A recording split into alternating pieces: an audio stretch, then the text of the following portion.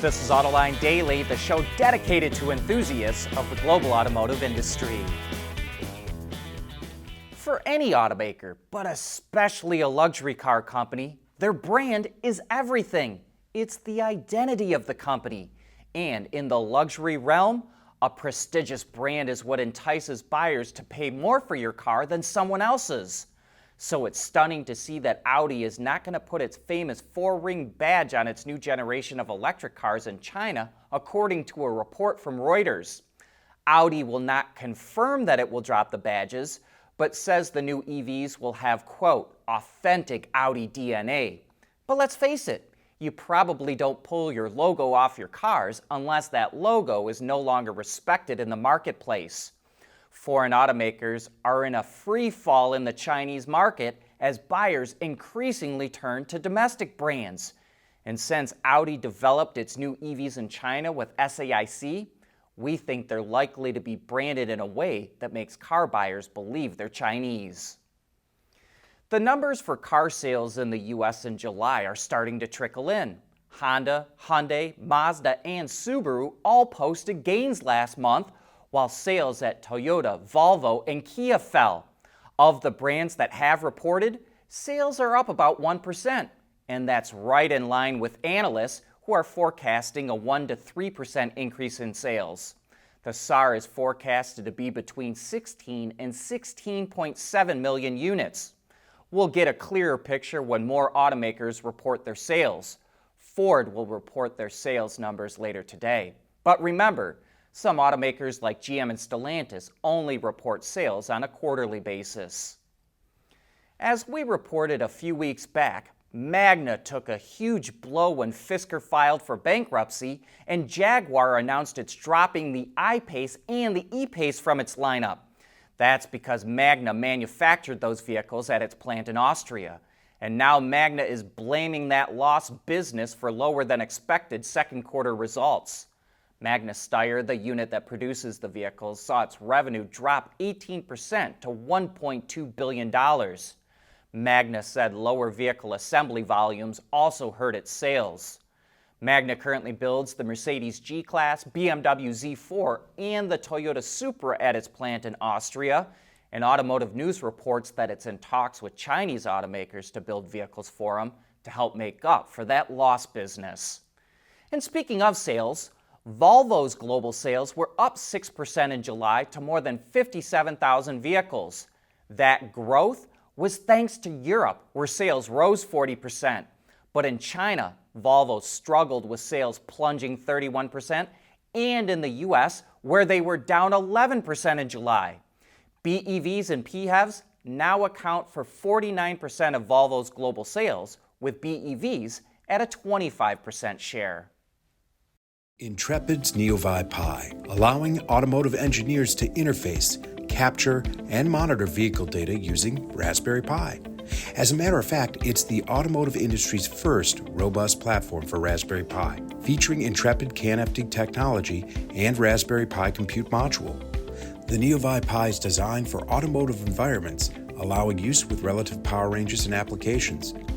In addition, the NeoVi Pi enables you to use the Raspberry Pi for compute while avoiding additional development to adapt to network environments. That makes the NeoVi Pi powerful enough to solve your vehicle network problems, yet small enough to fit in your backpack. One of many Intrepid tools used for developing zonal architecture and software-defined vehicles.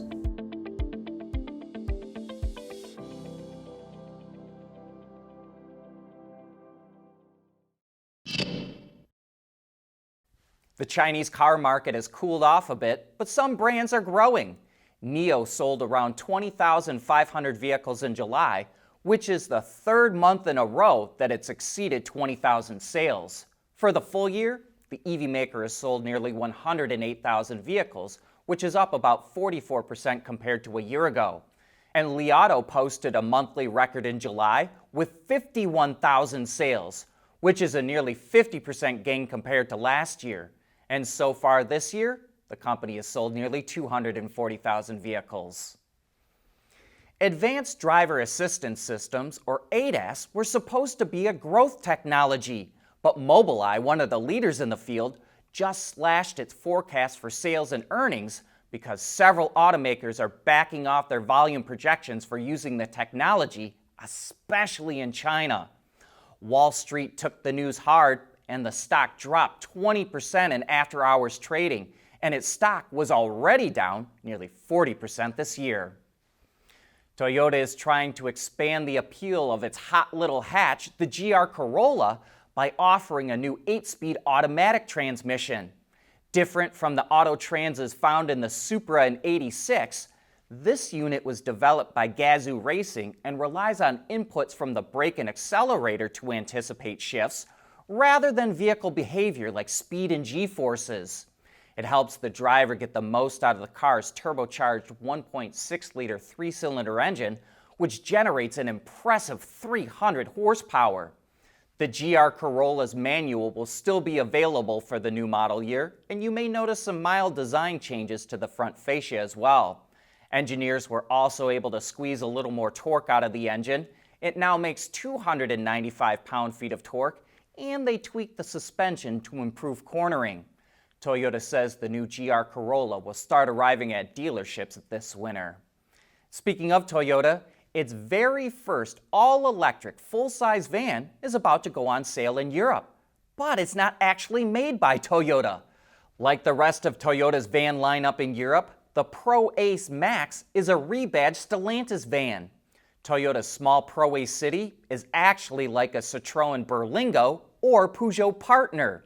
The midsize Pro Ace is like an Opel Vivaro, and now the Pro Ace Max is like a rebadged Fiat Ducato or Ram ProMaster. And just like those vans, the Pro Ace Max will be offered as a pure electric and with a diesel engine. The EV will have a 110 kilowatt-hour battery pack that offers about 420 kilometers or 260 miles of range and is powered by a 200 kilowatt electric motor. Pricing starts just over 70,500 euros, or about $77,000. White-collar workers at car companies, especially in the U.S., can make a good income when an automaker turns in solid profits. At General Motors, the top 5% employees can get a bonus up to 120% of their base salary. And now, GM is going to raise that to 150%, as long as the employee hits certain targets. GM says it needs to do this to attract and retain top talent so it can compete with EV startups like Tesla and Rivian who offer stock options. GM is going from a 3-point to a 5-point scale that rates employees from exceeds expectations to does not exceed expectations. And while the people rated the best can make more money, the ones at the bottom of the list will likely be given a chance to improve or invited to leave the company. BYD customers in China are not the least bit happy about a significant price cut at its premium off-road brand. Earlier in the week, Fengcheng Bao trimmed nearly $7,000 from the starting price of its Bao 5 SUV. Imagine you just bought a model only to see its price cut so much shortly after, and some customers did protest. Car News China reports that one group even showed up at a Fengcheng Bao dealership with a sign wishing they had bought a competitor's vehicle instead. Price cuts like these will really hurt a vehicle's value, so they'll be worth a lot less in the used market. Hertz Rental Car learned that the hard way after buying a bunch of Teslas, only to see the automaker slash prices. Now Hertz is trying to unload those vehicles as fast as possible, which will only hurt Tesla's residual value even more. That brings us to the end of today's show. Thanks for making Autoline a part of your day, and I hope that you have a great weekend.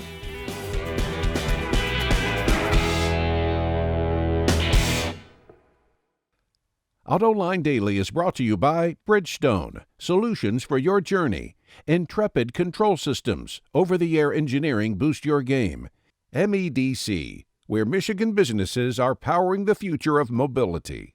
And by Teijin Automotive Technologies, the formula for better mobility. Knowing that when it's time to unplug, your tires were built to get you to the place you recharge. That's what really matters. Bridgestone Turanza EV tires with a 50,000-mile limited warranty.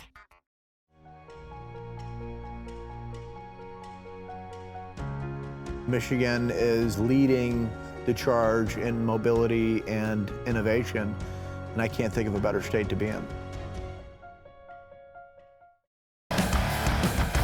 There's nothing wrong with heavy metal. Hey, lighten up. But with world-class composite material, Teijin Automotive Technologies makes vehicles lighter, safer, and more eco-friendly. Wards is the industry leader for news, data, and analysis. That's why companies across the globe subscribe to our premium service, maybe even your own. Log in for subscriber access now. Check your company's intranet for details and rely on wardsauto.com to keep you informed.